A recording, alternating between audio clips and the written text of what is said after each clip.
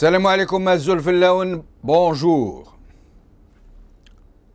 Il faut vraiment faire exprès, vraiment ne pas voir que de ne pas voir que l'initiative politique de la CLTD, celle de l'ANC et d'autres qui s'annoncent ici et là, ne sont pas des signes avant-coureurs d'un bouleversement qui est déjà là, même si les médias ne l'abordent pas sous le même angle de l'urgence et de la gravité, même si la léthargie des élites intellectuelles continue de les couper de la dure réalité, même si le régime fait tout ce qu'il peut pour en faire des non-événements. Cet éveil politique est bien réel, il est là. Mais l'activisme fébrile et laborieux se fait un peu dans l'improvisation, voire dans le bricolage. Il se déroule aussi dans un climat qui ne lui est pas unanimement favorable, et pas seulement de la part du régime. Des voix s'élèvent ici et là pour nous dire que nous ne devons pas prendre des vessies pour des lanternes, que cette initiative ne lavera pas plus blanc que blanc, qu'elle n'est pas aussi indemne de critiques que nous le disons. L'une de ces voix, celle de Brahim Younsi, est aujourd'hui avec nous pour en parler. Depuis d'autres initiatives politiques, d'autres voix, comme celle de l'ANC, représentée aujourd'hui et ici parmi nous par Samir Bouakwir, l'un de ses membres fondateurs, disent se réjouir de l'événement de cet acte politique qu'a été la CLTD. Mais ils émettent des réserves, signalent des erreurs d'appréciation de la situation, dénoncent des exclusions. Soufiane Jilali, président de Jil Jadid et néanmoins membre fondateur de la CLTD, est là avec nous pour répondre à ces interrogations et pour nous dire où en est la CLTD, ce que sont ses perspectives immédiates. Commençons donc par Brahim Younsi. Brahim Younsi, merci d'avoir répondu à notre invitation. Brahim Younsi, merci à vous. Alors, dites-nous, Brahim, les représentants de la CLTD et de l'ANC sont là. J'aimerais que vous alliez droit au but, de nous dire en quoi, merci, de nous dire en quoi ces deux initiatives vous semblent sujettes à caution, si je peux dire. Je vous en prie. Non, dans leur principe, je l'ai toujours dit, que les démarches sont bonnes dans leur principe parce qu'elles ont l'intention de rassembler. Mais, comme vous l'avez dit, il y a des exclusivismes et des exclusions. Le principe est bon, mais la nature aussi est mauvaise de mon point de vue. Mais néanmoins, permettez-moi de noter, parce qu'il y a des aspects positifs, tout n'est pas négatif dans ce qui s'est fait à l'ANC et ce qui s'est fait à la CLTD. Mais je note deux points positifs, de mon point de vue évidemment. Premier point, la présence des dirigeants du Front islamique du salut, lequel Front islamique du salut détient, que nous le voulions ou non, la légitimité électorale et démocratique. À cet égard, il donne une crédibilité, permettez-moi le qualificatif, relative à cette coordination. Deuxième point, j'aurais dû commencer peut-être par celui-là, oui, qui, à mes yeux, est extrêmement important. Et je fais référence à la plateforme de la CLTD. L'acceptation, et je dis bien l'acceptation, explicite du Rassemblement pour la culture et la démocratie, le RCD, on aurait économisé beaucoup de temps et beaucoup de sang de l'islam, l'acceptation par le RCD de l'islam comme source du droit algérien. Dès lors qu'il ne reconnaît plus que la déclaration du 1er novembre comme référence idéologique. Oui. Parce que, en effet, dans le chapitre Principes et règles, les signataires de la plateforme de la CLTD ont adopté, et je m'en réjouis, la déclaration du 1er novembre 1954 comme cadre de référence de l'État algérien, avec le respect des éléments fondamentaux de son identité et ses valeurs. c'est Brahim Younsi. C'est le RCD, évidemment. Brahim Younsi, j'aimerais vous entendre plutôt nous dire ce que vous reprochez de façon claire et pointue, si je puis dire, à cette initiative. Dans la nature, j'ai dit d'accord sur le principe.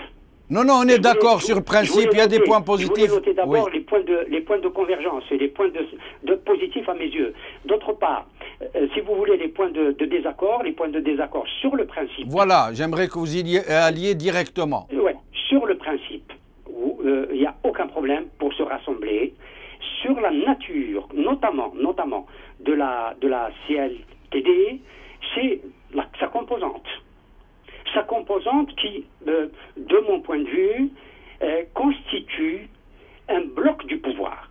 Pourquoi je dis cela? Oui. Parce que l'ensemble des partis, je dis bien l'ensemble des partis, ont fait un parcours dans le pouvoir, y compris dans le gouvernement. Vous parlez des personnalités, Brahim Younsi, vous parlez des personnalités et des mouvements comme le MCP qui ont fait partie du pouvoir. Absolument, y compris. C'est pas porter une critique à M. Soufiane Djillali, qui était quand même un membre important du PRA. Le PRA, dont il a été un des membres importants et a participé au pouvoir et a soutenu le pouvoir dans les années 90. Je veux dire que le système, si on considère, c'est le reproche fondamental que je fais, si l'on considère que ce pouvoir, que ce système est illégitime, on ne peut pas se légitimer à travers lui. Attendez, Brahim Younsi, nous allons en rester là pour le moment, puis nous reviendrons vers vous. Nous allons, avant de donner la parole à Soufiane Djillali pour qu'il vous réponde, nous allons écouter Samir Bouakwir, membre fondateur de l'ANC, qui a fait une déclaration en ce sens. Et j'aimerais, que j'ai déjà reçu dans une autre émission, et j'aimerais que lui aussi nous exprime ce qu'il reproche à la CLTD, ce qu'il en pense. Samir Bouakwir, merci d'avoir accepté notre invitation. Merci pour votre invitation et puis mes salutations aux invités. Merci. La question ainsi est posée, enfin ce qu'on reproche à la CLTD. Nous avons fait une déclaration de toute manière, nous disons d'une manière générale que nous saluons toute initiative qui vise à réunir des Algériens, à réunir des partis qui ont des orientations politiques et idéologiques différentes. Pour rien vous cacher, j'ai été réjoui par l'image notamment de l'accolade qu'il y a eu par exemple entre le docteur Saïd Saadi et M. Djeddi du fils. Oui. Donc une image assez réjouissante. Elle est pour moi tout aussi réjouissante que ne l'étaient les réactions hystériques qu'on a eues en 1995 lorsqu'on avait vu l'image de la chachia de Jabala qui était posée sur le crâne d'Aïd Ahmed. Donc d'une manière générale, bien sûr qu'il faut encourager toutes les initiatives. Alors évidemment, vous avez parlé de réserves que nous avons posées au sein de l'ANC. Enfin, elles ne tiennent pas à la forme, mais elles tiennent au contenu, au fond des questions soulevées. Pour nous, il ne peut pas y avoir de changement radical, changement global dans notre pays, et je parle de changement global, radical, et non pas de changement de façade, parce qu'aujourd'hui le problème ce n'est pas uniquement la façade apparente, la façade civile, c'est-à-dire Bouteflika, donc le clan présidentiel, mais changer véritablement la nature du régime. Donc nous on ne peut pas, on dit clairement, on ne peut pas changer la nature du régime, propulser l'Algérie dans une ère démocratique nouvelle, en évacuant les questions qui sont à l'origine de la crise. Alors je vais en citer deux. Premièrement, c'est la question de l'armée. Au sein de l'ANC, nous disons clairement qu'il faut que la transition démocratique puisse aboutir à un véritable contrôle démocratique de l'armée. C'est-à-dire que l'armée doit obéir à des institutions politiques légitimes. Pourquoi on pose cette question? Parce que nous considérons que l'armée est au cœur du pouvoir, au cœur du système. Donc cette question doit être posée de manière très claire. Donc, la question de l'armée, la question de son instrumentalisation. Tout le monde aujourd'hui, la question de l'armée fait débat, Hamrouch en parle, j'ai entendu M. Makri du MSP en parler, etc. Donc, la question de l'armée est fondamentale. Mais nous, au sein de l'ANC, il y a une distinction que nous faisons. Nous voulons que la transition puisse permettre justement à terme, voire pour finalité, le contrôle démocratique de l'armée, mais nous refusons effectivement que l'armée puisse contrôler la transition démocratique. Que l'armée soit partenaire, c'est une chose. Que l'armée soit garante, c'est-à-dire que l'armée puisse garantir la transition, à savoir qu'elle ne s'opposerait pas au processus politique, oui, mais que l'armée gère la transition, non. Donc voilà les nuances que nous apportons. Nous allons laisser... Deuxième question fondamentale, oui, qui a été aussi un élément de crise, c'est l'instrumentalisation de la religion. Nous, au sein de la RDC, d'ailleurs pour répondre à M. Brahim-Younsi, nous posons l'appel du 1er novembre comme cadre de référence de l'Algérie de l'État moderne, mais aussi le congrès de la Soumane. Ce sont deux textes fondamentaux qui doivent, aujourd'hui, quand on recherche un consensus politique, un consensus, doivent être au cœur, donc, des références doctrinales pour la reconstruction de notre État national. Donc nous avons été très loin. Vous savez que dans l'ANC, il y a non pas des dirigeants du FIS actuels, mais des anciens dirigeants du FIS. Hein. Oui, en effet. Il y a des membres fondateurs du Rachat, de la démission du FIS. Et M. Anwar Haddam. Et M. Anwar Haddam également. Hein. Oui. Donc ils ne se revendiquent pas du FIS et je ne crois pas qu'ils aient effectivement une relation organique avec le FIS. Mais nous, donc nous avons été très clairs. Nous avons posé la nécessité de séparer la religion de l'État.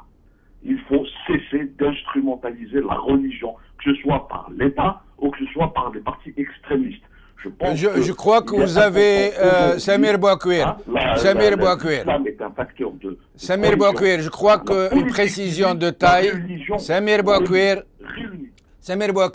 Je crois que je dois apporter une précision de taille. Vous n'avez pas parlé de séparation de la religion et de l'État, mais de la nécessité de mettre la religion hors du contrôle de l'État, ce qui n'est pas tout à fait la même chose. Mais je vous laisse poursuivre. Effectivement, du débat actuel, je pourrais rajouter d'autres sur la question de l'identité, sur la nécessité de la construction maghrébine. Voilà quelques questions qui me semblent être importantes. Alors moi, au sein de l'ANC, on n'a pas un préjugé défavorable. Tout ce qui peut aller vers de l'avant, tout ce qui peut, tout ce qui nous appelle à des convergences, évidemment. Mais pour finir, je dirais qu'il y a également un élément important que nous considérons au sein de l'ANC comme étant disons, la base à partir de laquelle on peut engager le changement, c'est qu'il ne peut pas y avoir de transition, de changement sans la mobilisation pacifique des Algériens et des Algériennes. Donc je pense qu'il est important. Nous allons rester là pour le moment, Samir Bouakwir. Samir Bouakwir, merci. Nous allons laisser M. Sofiane Djellali répondre à toutes ces questions. Monsieur Sofiane Djellali, merci de répondre donc aux questions de nos deux invités.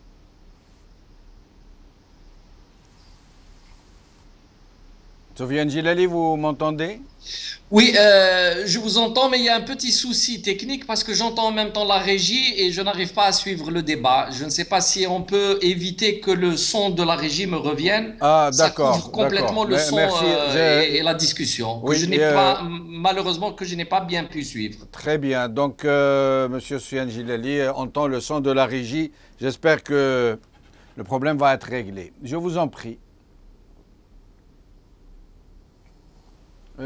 Monsieur Sofiane Djellali? Oui, je vous entends quand même, mais j'entends toujours les Commencez techniciens. à répondre et le problème va être réglé tout de suite. Je vous en prie, si vous pouviez répondre. Oui, je vous entends. Allez-y, je vous en prie, si vous pouvez répondre. Le problème va être réglé entre-temps.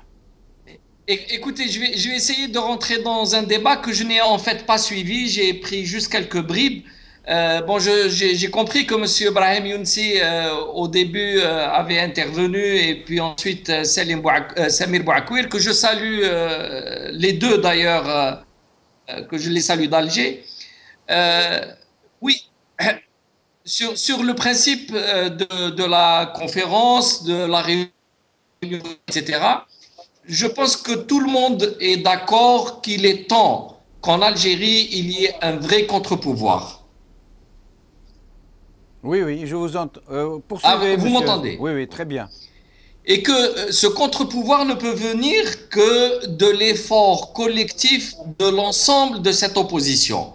Et pour cela, on doit dépasser nos contradictions. Il n'est pas possible maintenant que chacun reste dans sa chapelle, que chacun recherche les éléments de dissensus ou de mésentente avec les autres, et en restant sur cette position, c'est le pouvoir qui en profite, bien évidemment, puisque lui, il est aux manettes et il a en face de lui une opposition complètement divisée, complètement éparpillée. Donc voilà, le premier effort à faire est que justement l'ensemble de l'opposition, sans exclusion, puisse se rencontrer dans un cadre où elle peut discuter et réfléchir ensemble sur l'avenir du pays. C'est ça qui est en jeu. Maintenant, bien entendu, il y a des faiblesses, il y a des points faibles. Il faut se mettre à la place de l'opposition. Nous sommes ici, nous travaillons avec les moyens de bord. Le pouvoir n'est pas là pour nous faciliter les choses. Chacun essaye de faire de son mieux, mais bien entendu, il y a beaucoup de choses à améliorer dans la circulation de l'information, dans le contact avec les uns et les autres. Ce sont des discussions qui sont très lourdes en général. Les problèmes se sont accumulés maintenant depuis plus de 20 ans, et il faut arriver à résoudre ces problèmes. Sofiane Djilali, est-ce que vous m'entendez? Sofiane Djilali, entre la vôtre et cette... Excusez-moi, je crois qu'il y a un problème technique. Nous allons revenir vers vous, Sofiane Djilali. Brahim Younsi. Brahim Younsi. Je vous écoute. Je suis désolé, il y a un problème technique. J'aimerais, avant de revenir à Sofiane Djilali, j'aimerais comprendre une chose. La question que vous avez posée à Sofiane Djilali, comme je l'ai comprise, moi, votre question. C'est-à-dire qu'il est pratiquement rédhibitoire que quelqu'un ait pu faire partie de ce régime de près ou de loin, qu'il ait pu participer de près ou de loin, et qu'il puisse entrer par la suite en opposition à ce même régime. Non. Cela n'est pas rédhibitoire. Et ce n'est pas ce que je dis.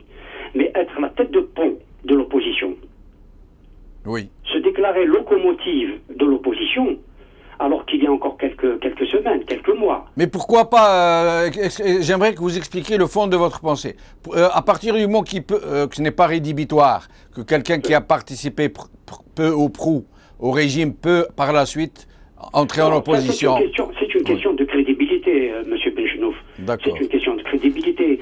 Quelle image donnons-nous au peuple lorsque nous participons au système, et puis le lendemain, sans dire pourquoi, nous passons dans l'opposition. On va retourner à Sofiane Djilali. Sofiane Djilali, est-ce que vous avez entendu la question maintenant de M. Brahim Younsi? Voilà, je crois que le problème technique est résolu. Là, j'arrive à vous suivre. Si j'ai bien compris, le reproche est qu'un certain nombre de gens qui se sont retrouvés à la conférence étaient auparavant au sein du régime. C'est cela Voilà, exactement. Oui. Non, le problème, vous savez, il faut revenir un peu à l'histoire du pays, tout simplement. En 1972, personne ne pensait à la démocratie. La culture de la population, malheureusement, était à ce niveau tel, après plus d'un siècle de colonisation, que culturellement, nous n'étions pas prêts à une vie démocratique.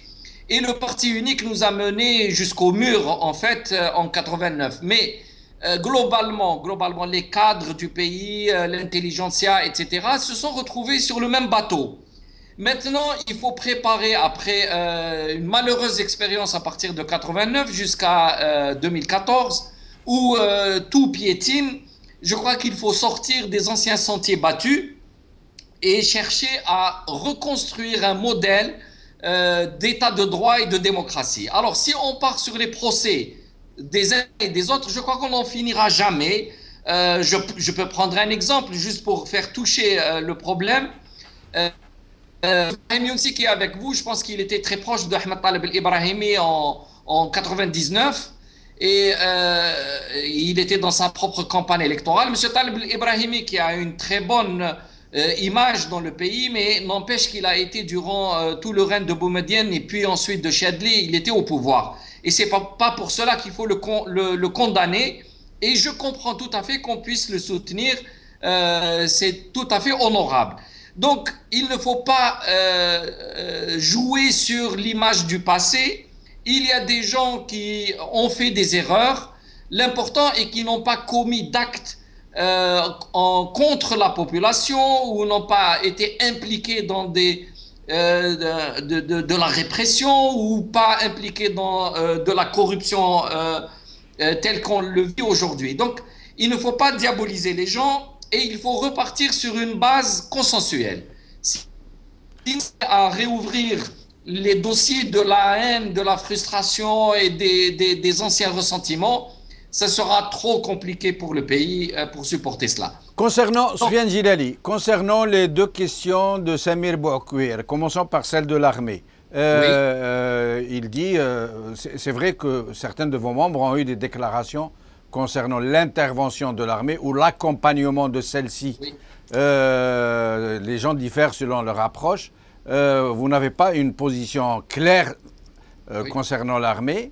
Et donc, qu'en pensez-vous vous-même et quelle sera en fait la position de la CLTD en tant que telle? Bon, tout d'abord, sur le plan du principe, il faut comprendre que la coordination des partis, lorsque nous avions avancé une plateforme, un document, il était à étudier par tous et que tout le monde devait y participer. Et donc, il n'était pas question de rigidifier les positions. Donc ça, c'est sur le principe, puisqu'on appelle à la participation de chacun. Maintenant, en ce qui concerne la position de Djil Jadid concernant l'armée, il est évident que l'armée a joué un très grand rôle dans la construction et la constitution de l'État algérien depuis 1962. C'est l'histoire qu'il a imposée et qu'il a voulu, mais qu'à partir de 1989, son retrait politique, mais en même temps ensuite son retour sur la scène par le biais de la dimension sécuritaire, a fait que nous n'arrivons pas à normaliser un état de droit. Maintenant, après 15 années de règne de M. Bouteflika, qui est venu malgré tout avec la bénédiction de l'armée, on se retrouve dans une impasse. Alors, est-ce qu'il faut maintenant faire tout pour faire tomber tout un régime, le régime politique, mais aussi toutes les institutions? Ça serait extrêmement dangereux pour la suite. On le voit dans certains pays, les voisins et d'autres, qui ont subi cet effondrement de l'État et qui se retrouvent dans une forme chaotique de gestion de la société. Personne ne le désire. En Algérie, après 15 ans de règne de M. Bouteflika, nombre d'institutions politiques et civiles ont été carrément détruites. Il n'y a plus rien, ni dans l'Assemblée nationale, ni dans la justice, etc. Et donc, peut-être, je dis peut-être, que la dernière institution qui a encore un semblant de structure, c'est l'armée. Et cette armée-là, maintenant, si elle doit avoir un rôle, c'est d'accompagner le mouvement de changement qui doit aller vers un état de droit et la démocratie. Donc, il ne faut pas allumer les feux sur tous les fronts. Accompagner sans faire partie de l'initiative en elle-même, sans être partie prenante de la transition? Écoutez, il est absolument évident que la coordination a agi de sa propre initiative, qu'à chaque proposition, chacune d'elles a été réfléchie, discutée à l'intérieur de ces partis politiques, et que donc personne n'a fait appel à l'armée ni n'a tenté de l'impliquer. Au contraire, je pense que l'armée, on doit la préserver, personne ne doit l'impliquer. Et si on a un reproche à faire à M. Bouteflika, entre autres, c'est d'avoir utilisé l'armée comme un moyen, comme une base sociale pour faire passer les partis politiques qui le soutiennent aux élections, et c'est pour le protéger lui et son clan. Donc l'armée en tant qu'institution ne doit pas l'atteindre, mais elle doit aussi respecter les règles du jeu de la démocratie et laisser se faire une concurrence honnête, loyale entre les partis politiques. Restez avec nous, Soufiane Djilali, nous allons revenir dans un petit moment. Nous allons observer un petit intermède et nous revenons pour discuter de la deuxième question de Samir Bouakwir à Soufiane Djilali. À tout de suite.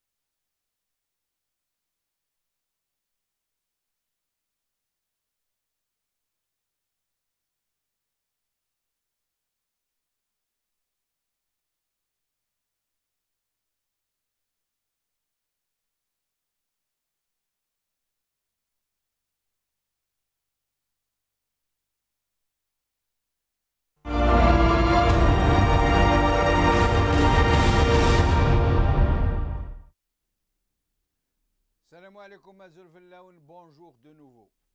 Soufiane Djilali, Samir Bouakwir, vous avez posé la question de la séparation de l'État et de la religion. En fait, j'ai précisé durant le temps où il posait sa question, il ne m'a pas entendu, je crois malheureusement, que en fait leur déclaration parlait de mettre la religion hors du contrôle de l'État. Il n'a pas été question de séparation de l'État et de la religion. Mais enfin, il a posé la question, à vous de lui répondre. Bon, je pense que le pays a tellement évolué ces dernières années sur le plan des mentalités, et puis après l'expérience vécue durant les années 90, tous les Algériens sont d'accord pour dire que, bien entendu, l'islam fait partie de notre identité, qu'il y a un besoin la société d'avoir cette dimension spirituelle, qu'il y a un certain nombre de coutumes, d'habitudes qui sont liées totalement à la culture islamique et que personne n'est ici pour vouloir effacer ou enlever ou annuler cette dimension islamique de la société algérienne. Maintenant, est-ce qu'il faut permettre aux partis politiques d'utiliser l'islam comme une idéologie pour ensuite prendre le pouvoir et imposer au reste de la population des règles ou des règles de conduite ou un comportement qu'il ne comprend pas ou qu'il n'accepte pas, ça c'est tout à fait autre chose. Donc, bien entendu, l'islam est religion d'État, de l'État algérien, que nous sommes tenus tous de respecter la religion, mais que dans le cadre de l'islam, les autres sensibilités ont le droit de s'exprimer, ont le droit d'exister et que aucun parti politique n'a le droit de vouloir monopoliser la religion en son nom ou d'utiliser la religion pour arriver à ses fins politiques. Donc la séparation doit être claire.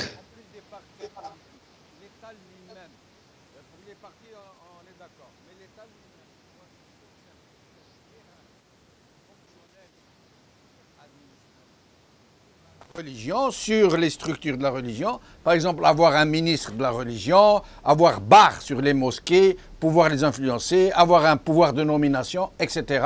Ou est-ce qu'il faut créer une institution qui soit indépendante, autonome, tout à fait de l'État? Je ne sais pas, est-ce que la société algérienne est en mesure de sécréter ce type d'institution? Vous savez que après au moins les dernières 15 dernières années, où il y a une forme de désordre général dans le pays, où plus personne ne répond à une autorité sérieuse. Donc s'il faut enlever l'autorité de l'État vite, on peut tomber devant de graves dérapages. Mais l'idéal est qu'à terme, la société civile, donc dans sa dimension aussi religieuse, doit pouvoir se prendre en charge elle-même. Elle doit organiser à travers des associations, à travers les mosquées, etc., mais dans un islam apaisé, tranquillisé.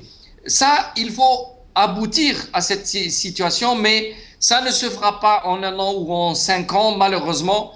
La société algérienne a été trop déstabilisée et ouvrir le champ comme ça à toute possibilité de manipulation par les uns et les autres pourrait être dangereux. Mais l'État aussi a sa part de responsabilité. Normalement, il ne doit pas s'impliquer, et encore moins à travers les imams. On a vu il y a quelques jours un imam demander aux citoyens de se lever la nuit et de faire la prière pour que le 11 national gagne face à la Belgique. Ça, c'est inadmissible. C'est inadmissible. C'est un mélange de genres. Et il faut s'en sortir définitivement. Mais ça, il faut le vouloir.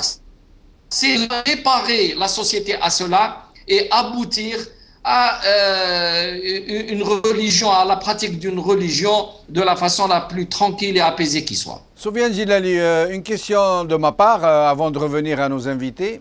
Est-ce que vous êtes disposé, vous, en tant que membre de la CLTD, je vais y arriver, est-ce que vous êtes disposé à accueillir ces nouvelles forces qui sont en train d'émerger à la suite de votre initiative, telles que l'ANC par exemple, entre autres? Est-ce que vous êtes disposé à tendre des ponts, des passerelles vers ces forces pour qu'elles viennent à vous, pour que vous rencontriez, pour que vous puissiez avancer ensemble? Oui, il le faut, c'est une nécessité. Moi, ce n'est pas un secret, je vais vous dire, j'ai des contacts avec quelques amis qui sont à Rachad aussi, donc qui sont membres de l'ANC. Il faut s'ouvrir. L'Algérie doit sortir de la mentalité exiguë qui avait cloisonné chacun dans son petit coin. Maintenant, ça ne signifie pas que tout le monde doit être d'accord sur tout. D'autant plus qu'à la conférence nationale, nous avions décidé de mettre en place une structure qui doit, elle, dorénavant, régir la suite des événements en ce qui concerne l'opposition. Parce que la conférence nationale a été initiée par la coordination des partis politiques, mais elle ne nous appartient pas et en tout cas, elle ne nous appartient plus. Si certains n'ont pas été invités, c'est tout simplement par soit un manque de temps, soit un mauvais contact, soit il faut comprendre qu'on était vraiment sous pression et ce n'était pas du tout dans un esprit d'exclusion ou d'éviter les uns ou les autres, pas du tout. Il faut avancer, il faut s'ouvrir, il faut pouvoir discuter sérieusement. Il faut le faire aussi avec précaution. Demain, lundi matin, il y a une réunion de la coordination. On va tirer les premières conclusions et puis surtout essayer de mettre en acte les décisions et les recommandations de la conférence, c'est-à-dire entre autres créer, on ne sait pas comment, on va en discuter avec tous les participants, une forme de structure de coordination ou un groupe de liaison ou je ne sais pas comment, quelle forme et quel nom il prendra, pour pouvoir de nouveau réinitier les contacts avec tous ceux qui sont intéressés. Il ne s'agit pas d'ouvrir à tous les grands vents la structure parce que ensuite il y aura une cacophonie, on ne pourra plus rien gérer, mais de façon progressive, élargir le cercle, faire participer un maximum de forces politiques et bien sûr le but est que tout le monde s'entende sur les règles du jeu. Une fois que les règles du jeu se passent, que chacun fasse son parti politique ou défende son programme ou aille aux élections, en coalition ou tout seul. Le choix restera libre. Ce qui nous importe dans cette phase première, c'est d'aboutir à un consensus sur les règles du jeu. Restez avec nous, Soufiane Djilali. Nous allons retourner à nos deux invités. Brahim Younsi, un dernier mot, question, remarque. Si vous permettez, parce que M. Soufiane Djilali, c'est un débat. M. Soufiane Djilali a posé tellement de problèmes et puis il m'a cité sur mon action avec Hamtal Ibrahimi. Il y a 3 points de rupture fondamentaux en Algérie. 3 points de rupture fondamentaux en Algérie. Premier point de rupture, 1988, les événements d'octobre 88. Et Hamtal Ibrahimi a pris une position des plus courageuses parce qu'il a démissionné. Ça, c'est un fait indéniable. Deuxième point de rupture que Hamtal Ibrahimi a pris en charge, c'est le coup d'État du 11 janvier 1992, ce qui n'est pas le cas de tous les partis qui sont dans la CLTD. Troisième point de rupture que Hamtal Ibrahimi a accompagné, bien qu'il n'était pas présent, et je ne veux pas le défendre ici, le contrat de Rome de 95, que tous les partis qui sont aujourd'hui dans la CLTD ont dénoncé. Voilà les 3 points de rupture fondamentaux que Hamtal Ibrahimi a accompagnés et je le salue pour cela. J'ai rompu avec Hamtal Ibrahimi. Mais je crois que Soufiane Djilali... Oui, mais Soufiane Djilali ne l'a pas dit dans un esprit de polémique. Monsieur Brahim Younsi, je crois que Soufiane Djilali ne l'a pas dit dans un esprit de polémique. Il a voulu faire le parallélisme, la comparaison, pour dire qu'on peut venir du régime et...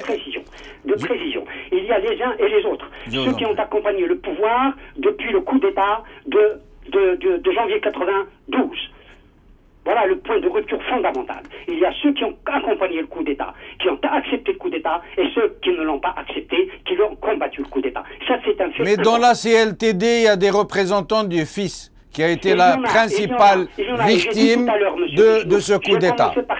Monsieur Benchelouf, j'ai commencé par ça pour dire qu'il y a des points positifs. Oui. J'ai dit qu'il y avait 2 points positifs à mes yeux. Et la présence des dirigeants du Front islamique du salut est un point positif dans la participation à cette CLTD. Voilà, et ça je l'ai dit au préalable.